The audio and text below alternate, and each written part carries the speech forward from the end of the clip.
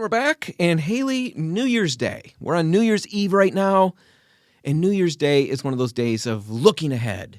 Yeah, what making resolutions. Bad thing is going to happen to me this year. That's how I approach New Year's Day because I'm positive. Look forward to that day. I'm positive something negative is going to happen. No, that's not how it should be.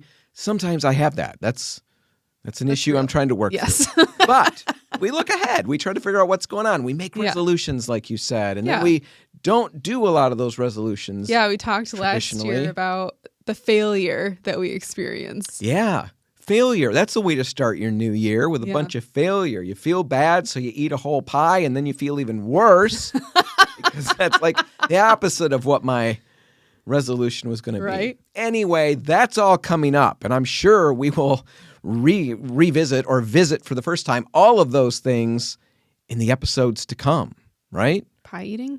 Well, whatever resolutions I make, I will fail to do, and we'll talk about it on air, and I'll relive them again. That's what I'm talking about. That's for the future. Right now, though, I don't want to do that. I don't want to look ahead because it's New Year's Eve. Let's look the other way. Let's look back. Yeah. And what I want to do is take, I think, the last half of the show. I'd like to just have a conversation, kind of a retrospective. Yeah, it's like one of those TV specials where it's like basically just a bunch of flashbacks. Well, no, kind of, I guess. But we're not going to play anything old. It's all going to be new content. But what I want to talk about is what you learned. And I guess it doesn't have to be on the show. That would be nice. But if it's stuff we've talked about, we've talked about it a lot. I've got some things. All right. I want to know what you learned that was the most impactful. And before I release you to go do all of this, I want to encourage everybody out there. Think about that. You know, we're all busy thinking about what our New Year's resolutions are. Right. And maybe this is something that you think about on a regular basis, but look back on your year. What is the biggest thing you learned? What's your takeaway? Yeah. Why is it important? Mm-hmm. And how has it changed your life? Has it changed your life? All of those things. It's really interesting. And I'm going to do it too. And we'll save mine for the last one because it'll be the best. The best for last, yeah. Okay. I got to still think mine through. You're first. So what is that thing you learned the most? Well, it was back in, I think like the end of summer, we started talking about our to-do list because we had made these big to-do lists, all the things that we wanted to accomplish, I think in early spring. Yes. And we talked about all those things and, gave people ideas of maybe things they want to put on their list.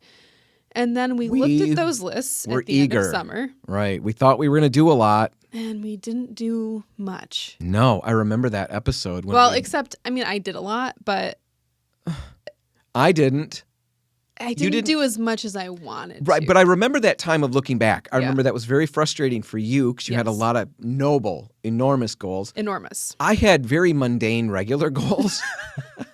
And I didn't even get those accomplished. I remember one was to do something with my flower boxes, get them stained. Yes. What actually happened is it fell off the house. And it's still off the house. I still haven't fixed it. It was a very depressing thing. Flower box. So what is the positive? Is there a positive? Well, we talked about how we needed to cut ourselves some slack. Because that's loser talk. That's what it was. The best of intentions, but life takes over, especially during summer. All the things are happening during summer. And we like to have this idea that that's when everything can get accomplished, but that's not always the most realistic. And this is honestly something that I'm not very good at still, like cutting myself the slack to not finish the projects to the point where I thought they were going to be done. Mm-hmm. I'm trying to get better, and I think I've done fairly well. Like my garage, we talked about multiple times. Remind people just in case. I was finishing my detached garage to turn it into an art studio. And I got pretty far, but it's not done. And I had started this kind of right around in early spring. Yep. And right now it's got drywall hung, a lot was done, but the mudding's not done. It needs to be primed, painted. It's not a finished space by any means. Right. So you're not cutting yourself slack on that yet, or at least you're struggling to. Yeah, I'm struggling to because I really wanted that done by the end of the year, and it's just not going to happen. So how do you cut yourself slack and still get these things accomplished, right? It's a razor's edge. Right. And I was worried about that when we talked about it in the first place. We're not trying to say That you just don't have to do it. Don't worry about these things. It's no big deal, and Right. they'll get done someday. No, they won't. Sometimes But I you've think got to we do get these things. overwhelmed by the pressure of, oh my gosh, I haven't done this or I haven't done that. And that almost stops us from completing things even more than life, like our own self, just being overwhelmed. Well, I think it stops us from jumping into that next step. You can get completely hung up on all the things that I haven't accomplished. It becomes depressing. It slows you down. Just don't do it. And you don't jump in. Right. So this is something that you've looked back on as a huge thing that you've learned over the year. How have you employed it successfully? Have you employed it successfully? I don't know if I've employed it successfully all the way yet. So you're not even happy with how you've But I think this is completed like the a project really of- important thing for me to still be thinking about, because I have done some work, like some of that work of cutting myself the slack and like being okay that the garage is not going to be finished. Because you know what, like in life, really, is that the most crucial thing that has to happen right now? Right. If you got an art show coming up, that's probably a pretty big deal. But you don't. But I don't. So it's not. So it's okay. Like life will go on. Right. This is something that's going to be around for years and years and years. And it's not worth the stress or like trying to rush through the project just to get it done for getting it done. Well, how many times do you get a project done to the level that you want it done when you're rushing through it? Exactly. And we talk about that in one of the other segments that we did over the year. It was talking about, I wanted my kitchen done over the weekend. Like I wanted to repaint the cabinets. I wanted to paint the walls. And I ended up making some color mistakes because I was just in a rush, because I was hyper focused on getting this project done. Ended up taking me more time than it should have. And it's all because I just couldn't let go of the fact that this had to be done now. And that's not realistic. It's just not worth the extra time that it's going to cost you later on because you rushed it and made mistakes along the way. Well, and I think the other thing that happens is when we live in a constant state of all of that pressure. Mm-hmm. Yeah. Yes, we've got projects going or spinning and we're very frustrated about them. And at some point that wraps up. But if what we remember from that experience is all of this pressure and the guilt and all of that, how often are we going to want to start something new? Totally. And so you just kind of quit. You get through what you did, maybe. Right. Maybe you don't. I've got things that I've got to completely revisit because they have been left for ages. But yeah, it really weighs on you and it impacts how much you're willing to try. And I remember in that segment we talked about it's an old saying, but it's a marathon, not a sprint. These things, we make them sprints. Well, and I think that's gotten so much worse now, too, because of social media and all of these things. Like you see other people. HGTV, right? They're done in a day. Right. No, I know. We were a part of something as Repcolate years back, way before Hailey was here. It was one of the local television stations where we worked with a listener, a viewer who had a contest. The person won. They won a garage remodel. Yeah. And so all these different businesses participated, and we converted this garage and made it amazing. And Repcolite brought the floor coating, and we did all of that. I brought somebody from the company and put it down. And when you watch the little 5-minute blurb that aired, it's amazing. Yeah. And it's instant. So deceiving. I watched the process that was just horrific. Right. The stress. Yeah, we just don't have realistic expectations anymore. Right. We see these things on Instagram, and it seems like it's just flawlessly put together. All of this stuff ends on the cutting room floor. Yeah. A lot of it does. Yeah. It's the same thing with our show.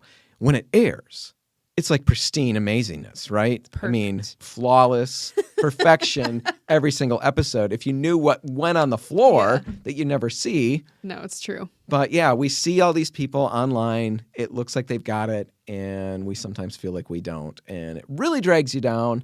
Well, and I think this also touches on something that we talked about during the design event with taking time to daydream. And David Lynch was the inspiration, and he talked about how all of this negativity closes the tube through which creativity flows. And I think that's so real. And the more that we put this pressure on ourselves to do these things, the less we're actually going to get done. Right. So if we can just accept that challenges are going to happen, things are going to slow us down a little bit, and just be open to taking the time to just really live the experience rather than rushing through it, it just goes better. Right. Now, Hailey's talking about our big design event. Architects, designers, homeowners, painting contractors came. It was in June.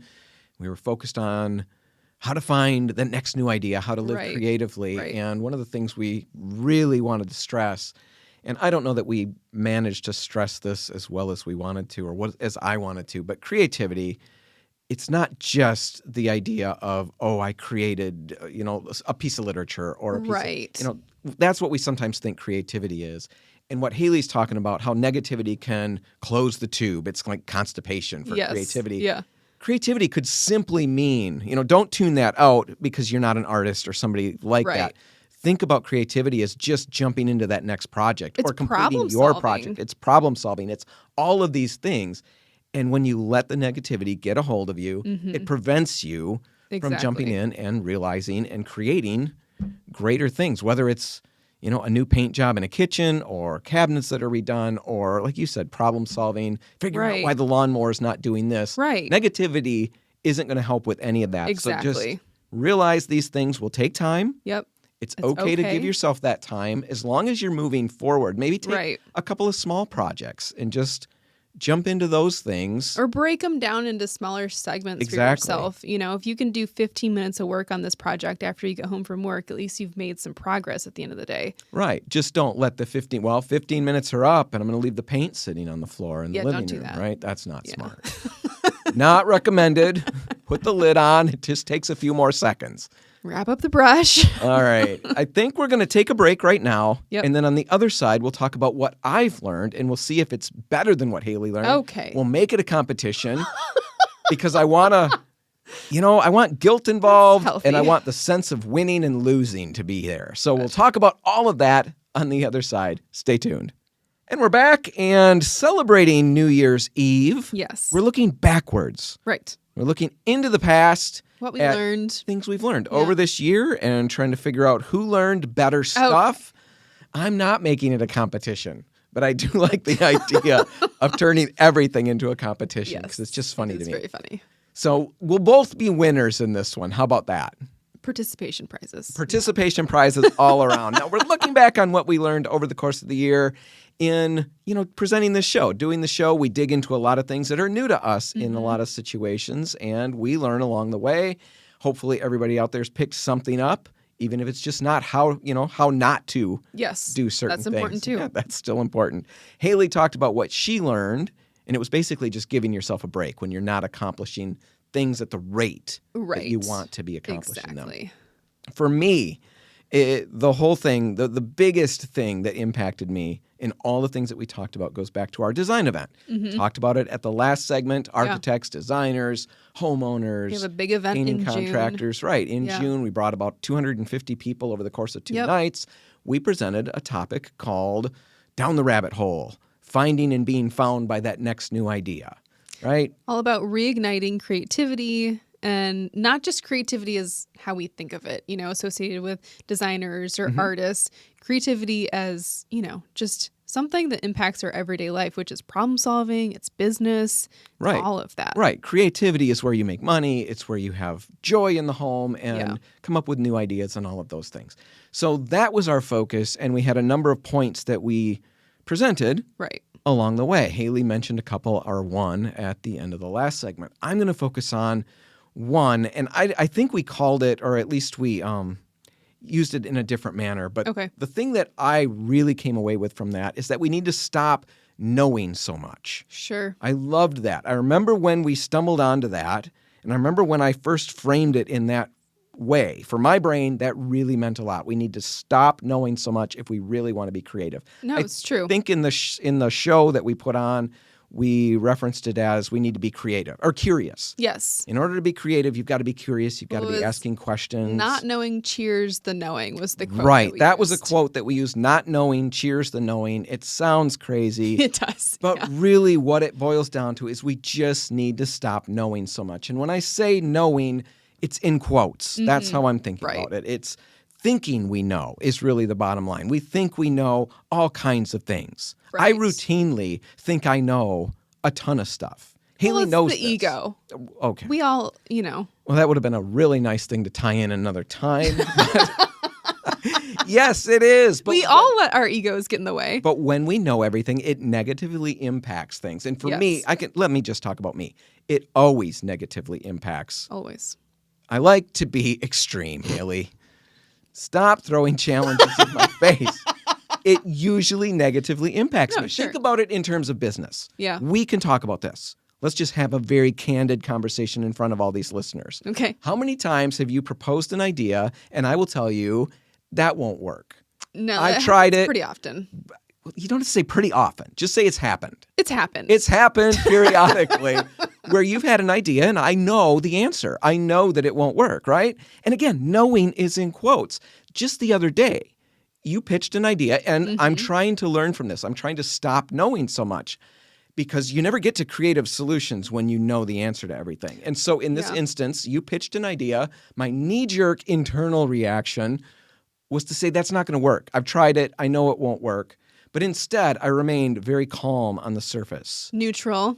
I gripped Open. the table really tough and I clenched my jaws shut and you continued.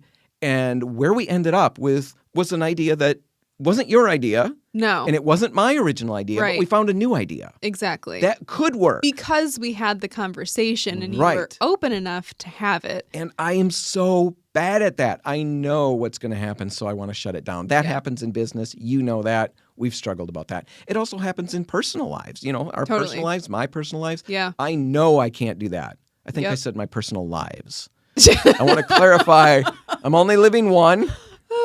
No secrets. You could No not handle alternate that. personalities. No.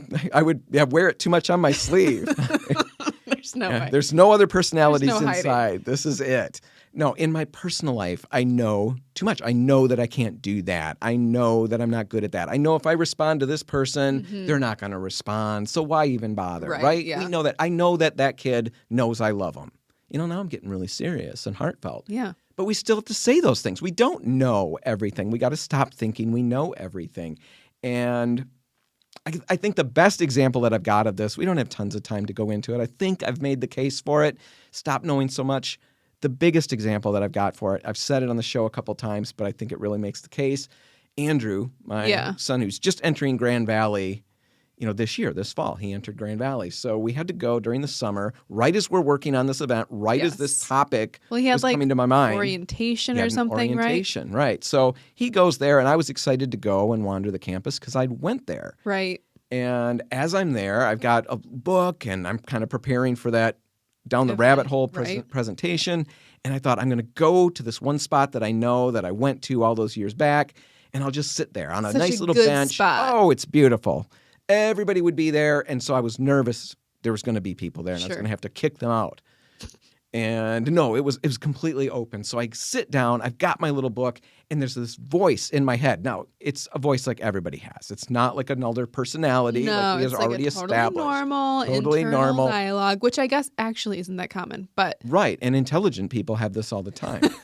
Anyway, I start talking with myself about this other voice is saying, you know, Dan, if you would just go further down this path, it just goes around the bend. What's down there? Maybe there's something even cooler. yeah, you haven't been there. No, and I said, Dan, come on. We've been here. We went to school here. We basically owned this campus. You know, we knew what we were doing. We were the cool kid on campus, the Sure. big man on campus. We know where the cool bench is to sit, New and experience. you're in it right now. Right. That's a short joke. I'm going to let that go. Sorry. So I sat there, and that voice was still nagging at me, but I Yeah. shut it down because that's Yeah. my way. I knew the answer. There was nothing around the bend worth seeing. So I sat in my little bench for a couple hours reading books, doing whatever Andrew texts. I'm done. So, okay, I know that little trail goes around the bend and it will wrap around and come out on the other side. Sure. And I'll be right where Andrew's at. It's going to be perfect. So I start walking. I go around the bend, and oh my goodness, I find that the trail branches off in a direction it didn't used to branch off into. It goes into the ravines at Grand Valley. There's a bench that it ends up walking right past. The trail goes Yeah. past. And it's overlooking this beautiful, amazing view that I could have enjoyed, but I knew it wasn't there. wasn't? Yeah. I knew that didn't exist. How many times do I do that? How many times do I limit what I can do? Right. I did that with the motorcycle. I wanted to learn to ride a motorcycle. Yeah, for a Dad- long time. Well, a long time. And then Dad showed me a little bit, and I instantly told myself I can't do it. But this exact point that I'm making told me I need to stop knowing that I Right. can't do it and give it a try. Try. Lo and behold, I can can't do it. do it. No, You I can can do it. do That was a it. joke. I was just teasing everybody. I can do it. And you guys can do it too. I know that there are people out there who shut themselves off from certain projects, certain things, because you think you can't do it. It's too big for you. Yeah, You'll we never... think that we're not handy. Right. And so we like close ourselves off to the idea that we can do all this stuff. You can do it. You've just got to stop knowing so much. Yep. Jump in, learn, and see what you can get to. All right, Hailey, that's all the time we've got. We're going to wrap it up. If you want to catch this one again, you can find it online at repcolite.com. Whatever you do today, you don't have to make pain a part of it. I'm giving you a weekend off. Yeah, that's nice. Just have a great day. Have a great new year. I'm Dan Hansen. I'm Hailey Johnson. Thanks for listening.